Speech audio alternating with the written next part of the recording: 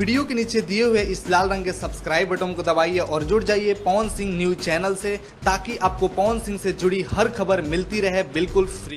नमस्कार दोस्तों, आप सभी लोगों का स्वागत है हमारा चैनल पीएस फैंस क्लब में। दोस्तों, वीडियो को आगे देखने से पहले लाइक करिएगा, चैनल पे नए हैं तो सब्सक्राइब करके घंटा कॉल पे सिलेक्ट करिएगा, और वीडियो को अभी तक लाइक नहीं किए तो लाइक करिए और इस वीडियो को आग की तरफ फैला दीजिए सभी जगह पे, ताकि हर एक पावर स्टार पवन सिंह जी के फैंस को ये अपडेट मिल सके।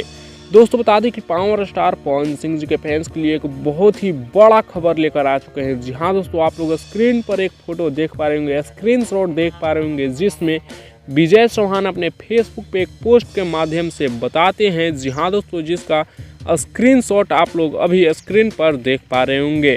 विजय चौहान जी लिखे हैं कुछ खास करने की तैयारी, हैशटैग पवन सिंह भैया, विजय चौहान और शिल्पी राज।